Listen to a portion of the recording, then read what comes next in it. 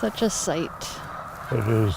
See all the geese that are landing over there. For Ron Stelfer and his wife Patty, there is not a more majestic place than a 6,200-acre complex, which is just a couple miles north of the turnpike, along the Lebanon and Lancaster County lines. Look at all them up in there. With the sun hitting them, look how white they are.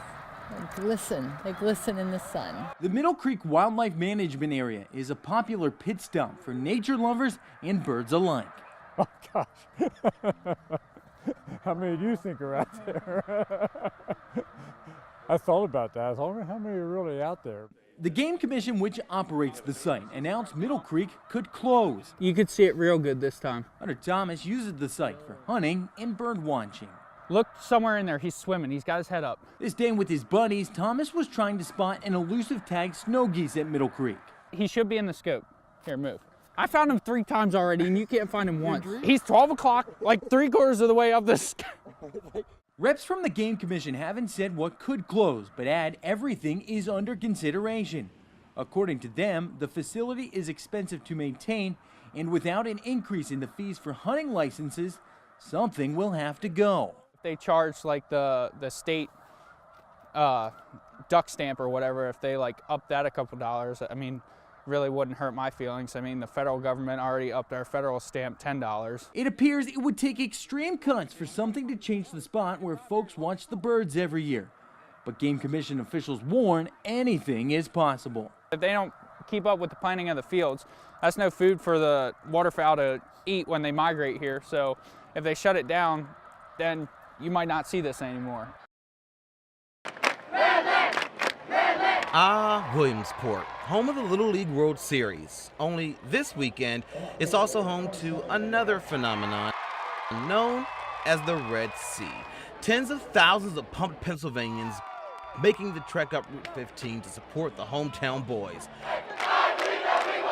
Among them, this rowdy bunch from Redland High School. That's right, high schoolers screaming their heads off for middle schoolers. How often do you hear that? They're pretty much one of us, and they're gonna be at Redlands one day too, so we're supporting our future. The students with an abundance of school spirit arrive at the gates early in the morning, hours before the game, to get a prime spot just past right field. These guys are so loud, they could probably be heard from any section of the iconic Lamade Stadium. But the Red Sea is not just for students. Teachers are loud and proud too. We are just so in awe of these boys. We know when they come back, they're going to get down to the business and they're going to be the boys that they were before they left school at the end of the year. Leona Groover teaches at Crossroads Middle School. 5 Redland players are in her class. Last night I was pacing. I'm not even their parent. I'm only their teacher, and I'm pacing back and forth, wondering what their world is like and how they're going to come back and what it's going to be like in front of 40,000 people. It's just unbelievable. So what's it like being in the Red Sea? They invited me to dive in and find out. Their excitement washes over the crowd in waves. It's easy to get swept away in it all. One thing is for sure, this small town team with a big dream has everyone saying, why not us? From a town of 356, they've been playing like a heart of a million. And that's crazy to think that they've gone this far to playing in the championship game. What's your message that you would like to give to your kids? I love you. I love you all. You guys are fantastic. Great sportsmanship. We know that you're going to come back and be everybody that you used to be.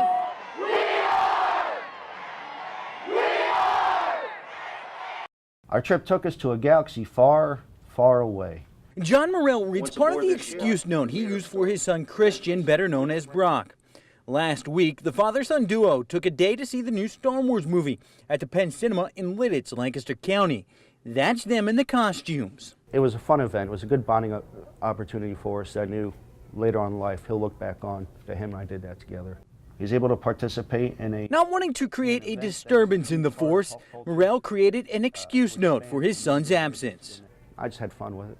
I wasn't going to lie, because I would teach him the wrong thing. Having our pictures taken with multiple... Using Jedi training, the result was a 3-page story, one that's out of this galaxy. Our adventure took us across the galaxy and back. We got to experience lightsaber duels, spaceship battles, and multi-planetary cultures. The letter was a way of expressing just how much fun we had by making it appear as though we had this great adventure. Brock's teacher says the creativity in the note would even make the dark side smile. Well, my first reaction was that it was the best excuse note I had ever read, and it really added, it was very humorous. The superintendent of the Penn Manor School District says the note did not follow imperial procedure, so it was marked as an unexcused absence. When a note goes over the top, you have to appreciate why they wrote it, and you have to respect the fact that a dad wanted to spend time with his son. Very happy for you, buddy. Morrell says that was his intention the whole time, to spend extra time with his son, a thought not lost on Brock.